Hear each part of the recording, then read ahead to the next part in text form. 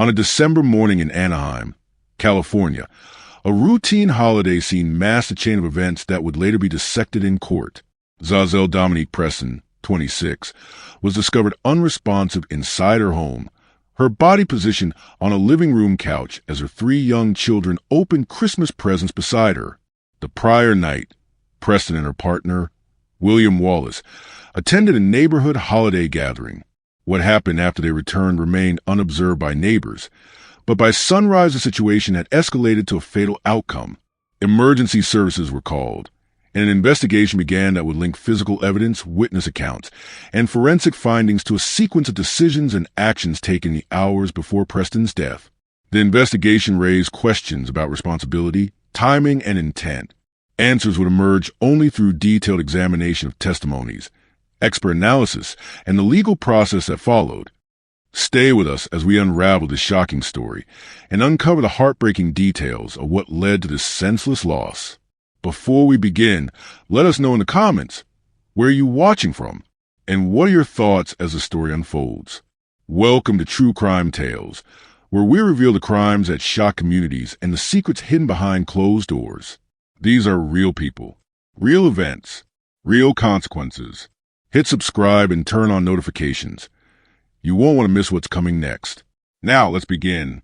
Za'Zell Dominique Preston was 26 years old at the time of her death and lived in Anaheim, California. Information about her early life indicates she grew up within a family structure that remained present in her adult years. Relatives later described her as someone who stayed connected to family members and maintained consistent contact, particularly after becoming a parent. Her upbringing did not publicly signal instability, but like many young adults, her personal circumstances changed significantly as she entered adulthood and formed long-term relationships. By her mid-20s, Zazelle was the mother of 3 children. Her household included 2 daughters, ages 8 and 3, and a newborn son who was only weeks old. Raising 3 children at such a young age required a structured daily routine centered on childcare.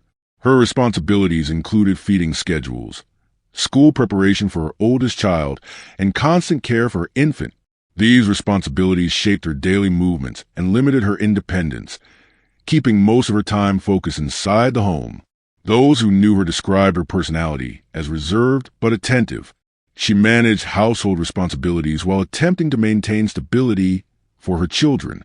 Her routine reflected a focus on parenting, household maintenance, and compliance with the expectations placed on her within her relationship.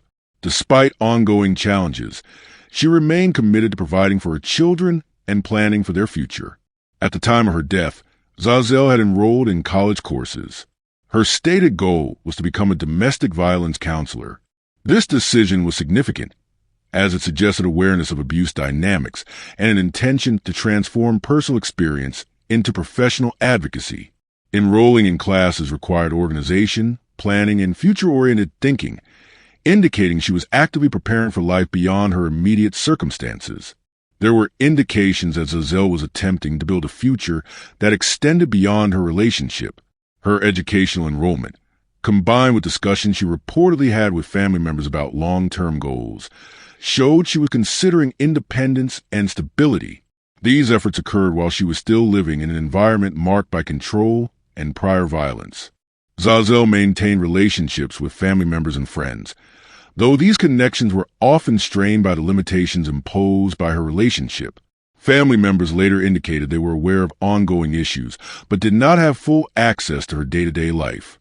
Despite this, she remained in contact and shared concerns selectively, suggesting caution in how much information she disclosed. Records and testimony later revealed that Zazelle had sought help in the past. This included reaching out to law enforcement during prior incidents of violence and discussing options for change with people she trusted.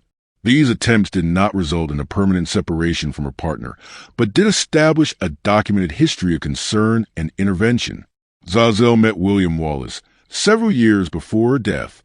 The early stages of their relationship were described as typical, with no immediate public indicators of instability. Over time, the relationship became more serious, leading to cohabitation and the formation of a household that included children. As their household developed, the dynamic between them shifted. Wallace assumed a dominant role, and reports later described increasing control over Zazelle's movements, decisions, and interactions. This control manifested gradually, aligning with common patterns seen in abusive relationships. Tension within the relationship escalated over time. Arguments reportedly became more frequent and more intense. These conflicts were not limited to private disagreements. Neighbors later reported hearing disturbances, including raised voices and sounds consistent with physical altercations. There was a documented history of domestic violence involving Wallace. Prior to Zazelle's death, he had been arrested and served jail time related to an earlier assault against her. This legal intervention established a clear record of violence within the relationship. Despite this, the couple resumed living together after his release. The impact of this abuse on Za'Zell was both physical and psychological. While specific medical records are not publicly detailed, testimony indicated that repeated incidents affected her sense of safety and autonomy. The presence of children further complicated her ability to leave, creating logistical and emotional barriers to separation. Patterns of reconciliation followed episodes of violence. After each intervention, the relationship resumed, often with assurances of change. These cycles resulted in continued cohabitation despite prior harm. The household remained intact leading up to December 2011, with no permanent separation in place. In the days preceding December 24, 2011, the household maintained outward appearances consistent with the holiday season. Preparations for Christmas were underway, and there were no immediate reports of unusual behavior to authorities during that period. Za'Zell interacted with family members and neighbors in routine ways. There were no public indications that she planned to leave the home immediately before the holiday. However, given the documented history, tension was understood to be an ongoing presence rather than an isolated event. No formal warning signs were reported in the immediate days before Christmas, though the absence of reports does not indicate the absence of conflict. Wallace's behavior during this time was later described as increasingly volatile, particularly when alcohol was involved. The household atmosphere entering the holiday was structured around the children. Christmas preparations continued, creating a contrast between routine family activity and underlying instability. This environment persisted into Christmas Eve. On December 24th, Za'Zell and Wallace attended a Christmas Eve gathering at a neighbor's residence. The event included alcohol consumption and social interaction with others in the building. Witnesses later noted that the couple appeared functional during the gathering, with no immediate altercation reported at that location. Alcohol consumption continued throughout the evening. After leaving the gathering, the couple returned to their Anaheim apartment. What occurred after their return became central to the investigation. Neighbors later reported hearing a loud argument coming from the apartment. The argument occurred late at night and was described as intense. Raised voices and sounds of disturbance were noted, consistent with prior reported conflicts. Investigators later reconstructed the timeline using witness statements and physical evidence. The argument escalated after the couple returned home, transitioning from verbal conflict to physical violence. The exact sequence of actions inside the apartment was established through forensic findings and later testimony. The final moments before the fatal incident occurred during this late-night confrontation. Evidence presented in court indicated that Za'Zell sustained fatal injuries during this period. Her death occurred hours before Christmas morning. What followed would not immediately be reported to authorities. Instead, a series of actions taken after her death would delay discovery and reshape the narrative presented to first responders the following day. According to prosecutors, the fatal incident occurred late on the night of December 24th, after Za'Zell Dominique Preston and William Wallace returned to their Anaheim apartment following a Christmas Eve gathering. Witnesses in nearby units later reported hearing a loud argument coming from inside the apartment.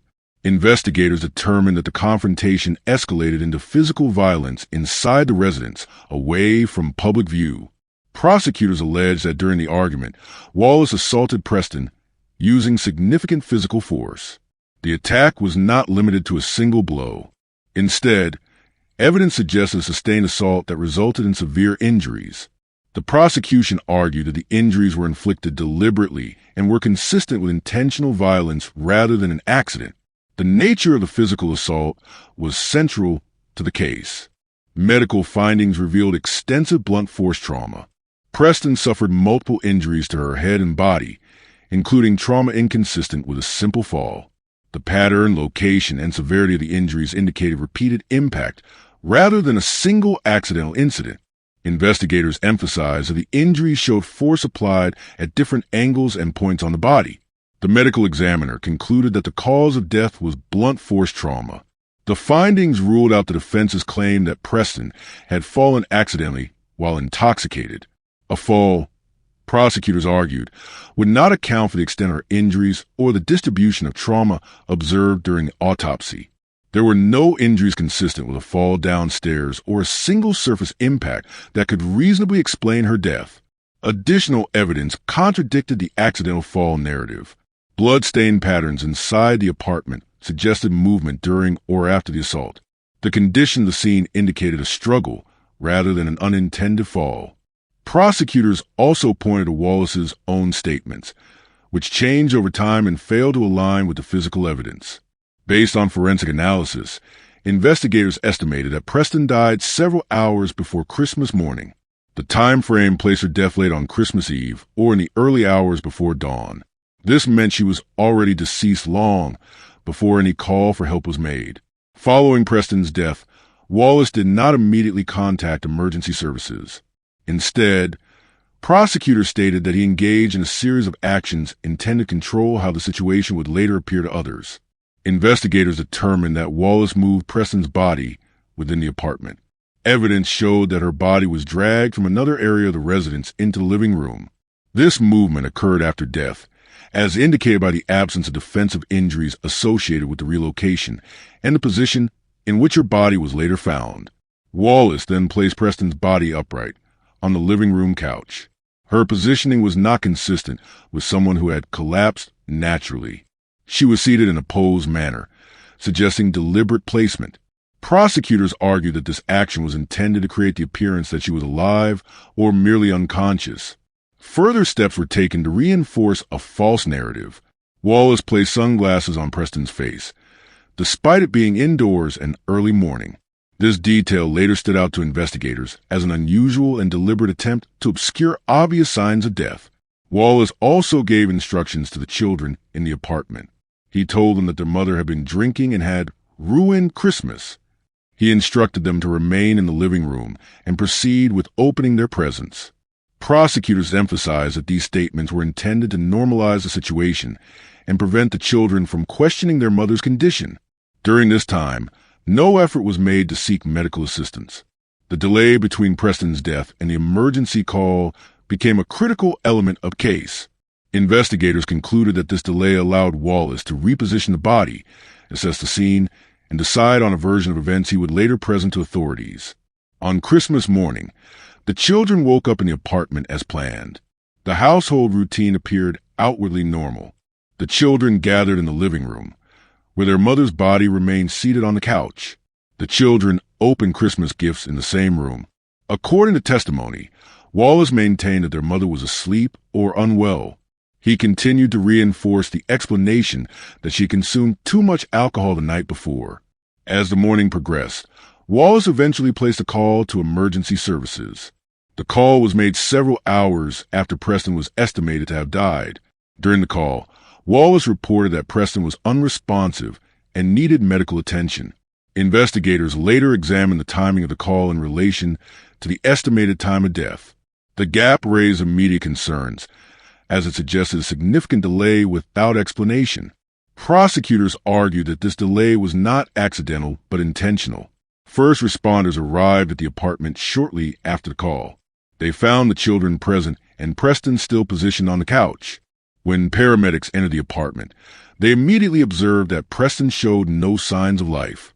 Her body was cold to the touch, indicating she had been deceased for some time. Efforts to revive her were unsuccessful, and she was pronounced dead shortly thereafter. Officers and paramedics noted several red flags at the scene. The positioning of Preston's body was unusual and inconsistent with a medical emergency. The presence of sunglasses on her face indoors was immediately questioned. Blood was visible in areas of the apartment that did not align with Wallace's explanation of a fall. The apartment showed signs of disturbance, including evidence of a struggle. Bloodstains and physical disarray contradicted the claim that Preston had simply collapsed. Wallace provided an initial statement to authorities, in which he claimed that Preston had been drinking heavily and had fallen. However, his account did not explain the severity of her injuries, the movement of her body, or the delay in contacting emergency services. As investigators secured the scene, evidence was collected throughout the apartment. This included bloodstain samples, photographs of the body's position, and documentation of the overall condition of the residence. Officers also documented Wallace's statements and noted inconsistencies that would later be addressed during the investigation. The combination of medical findings, scene evidence, and Wallace's behavior led investigators to treat the death as a homicide rather than an accident. From that point forward, the focus shifted from emergency response to criminal investigation. The autopsy conducted on Za'Zell Dominique Preston determined that her death was the result of blunt force trauma. The medical examiner documented injuries inconsistent with a simple fall, including trauma that suggested repeated force rather than a single accidental impact. These findings were critical in shifting the case away from an unexplained death toward a homicide investigation. The examiner also established a time frame for death that placed the fatal injuries hours before emergency services were contacted, contradicting later claims that immediate help had been sought once Preston was found unresponsive. Investigators examined the Anaheim apartment and documented multiple indicators of a violent confrontation. Blood was present in areas inconsistent with the location where Preston's body was found, suggesting movement after death.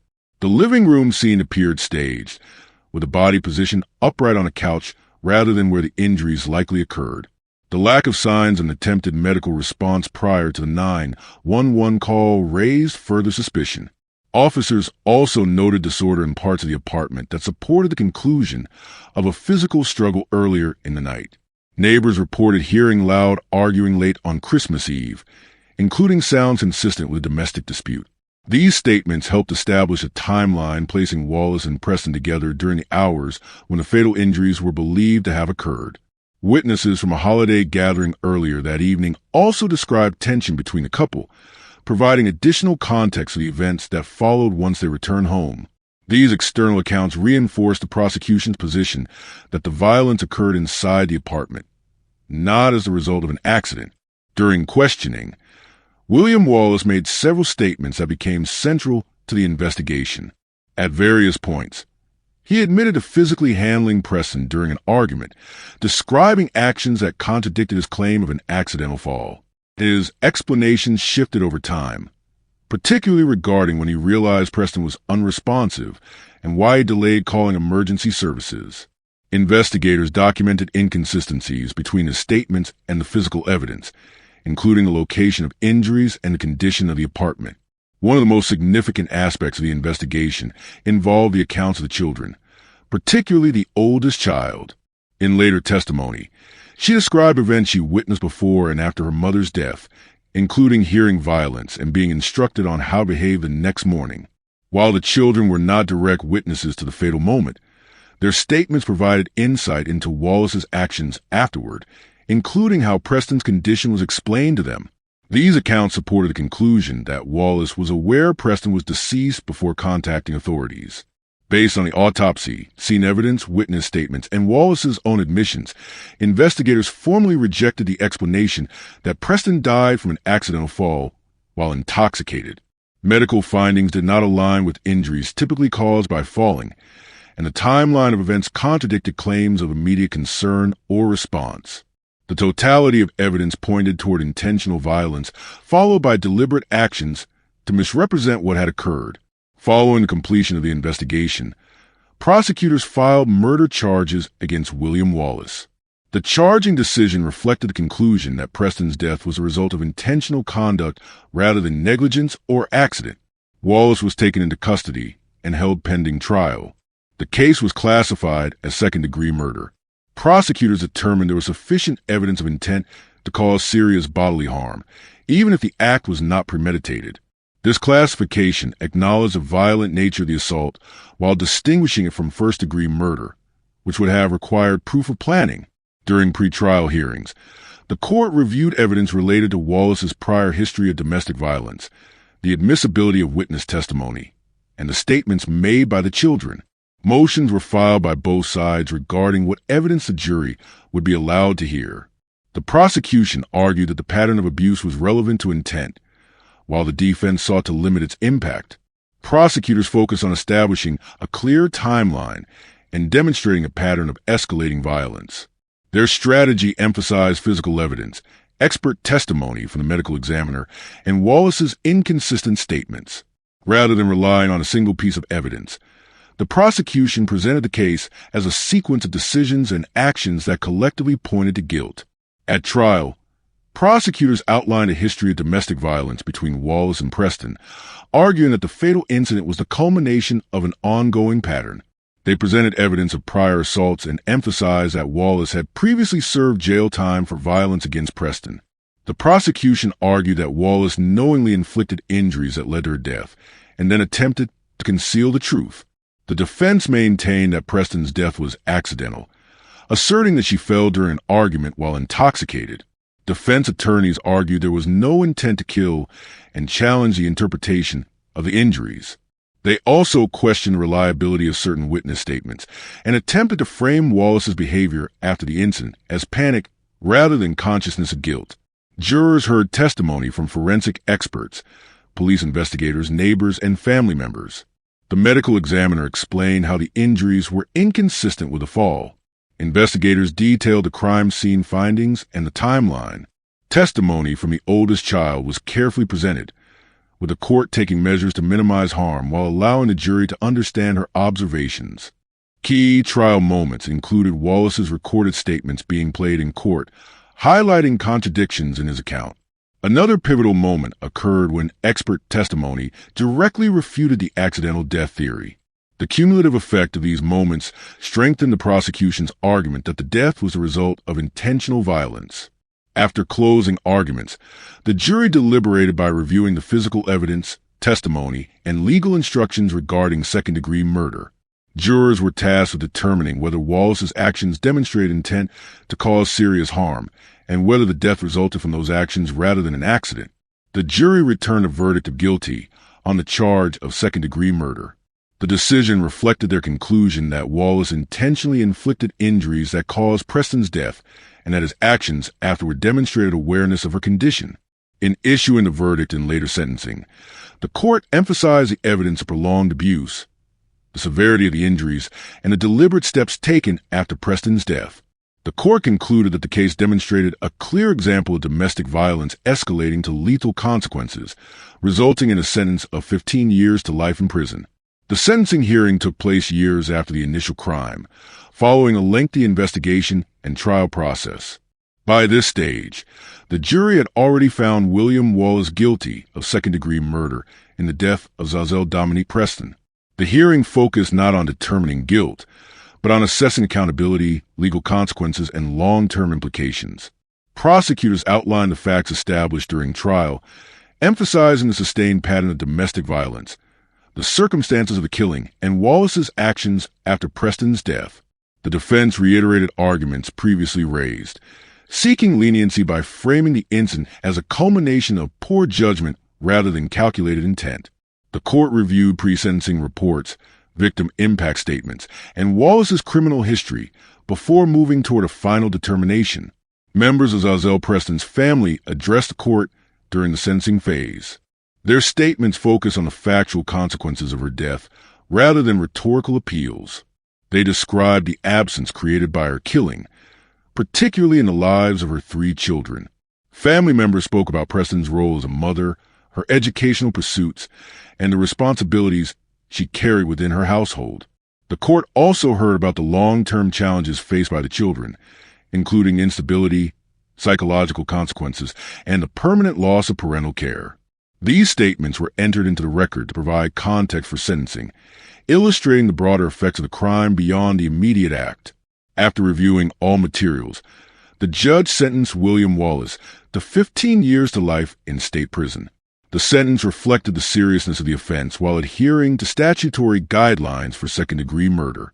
The minimum term established a baseline before parole eligibility, while the indeterminate life sentence acknowledged the severity of the crime and its lasting impact.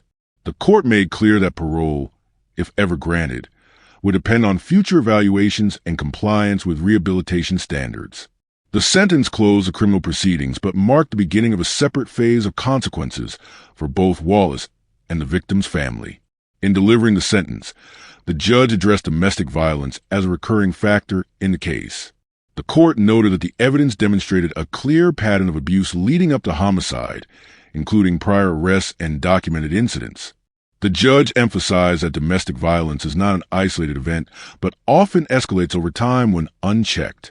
The remarks highlighted the importance of early intervention, accountability, and the role of the justice system in responding to repeated warning signs.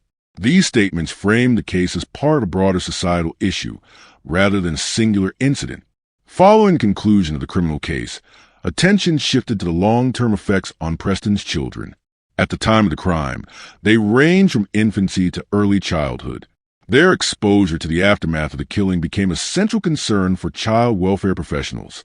The children faced the permanent absence of their mother and the incarceration of their father, creating immediate and ongoing instability.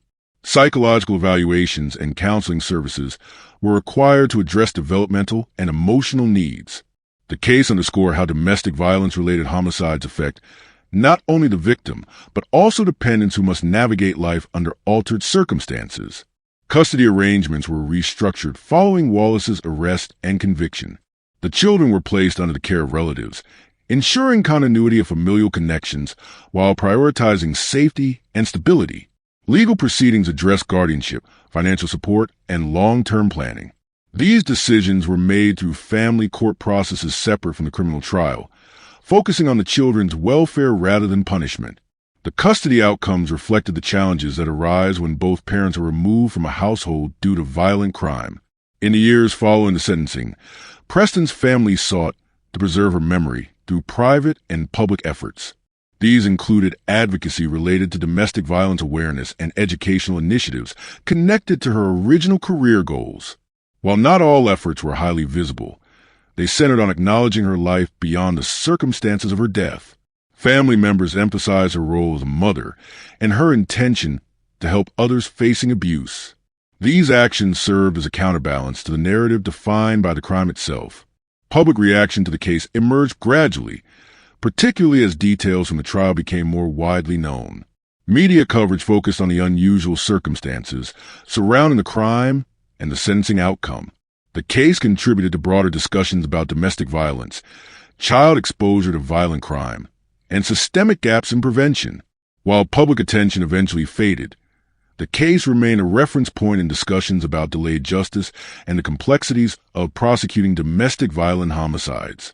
The case highlighted multiple warning signs commonly associated with escalating domestic violence.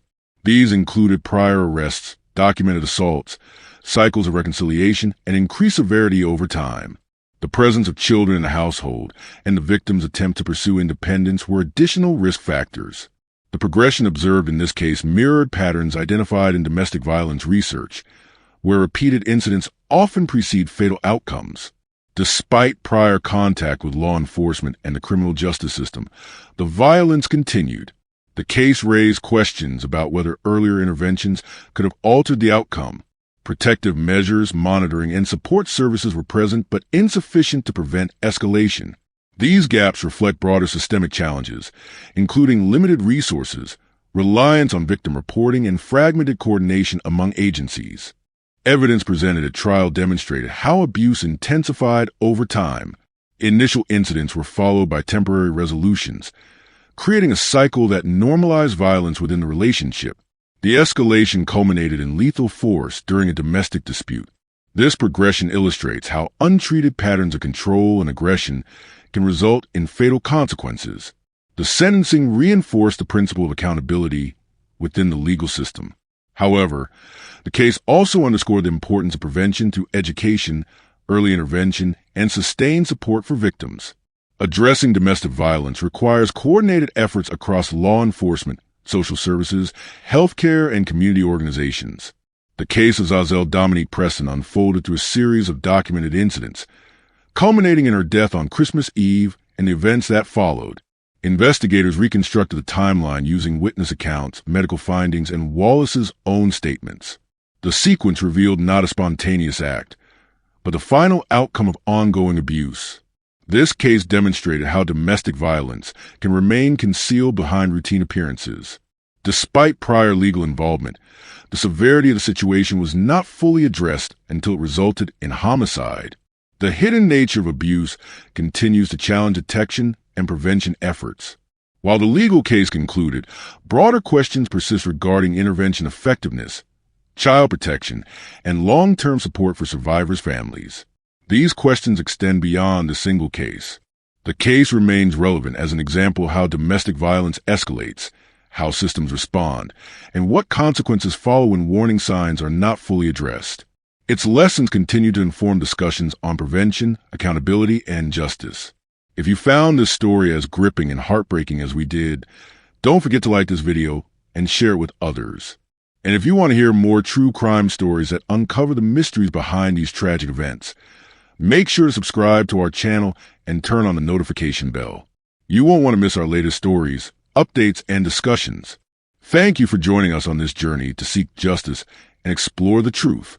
Together, we can make a difference. Until next time, stay safe and stay aware.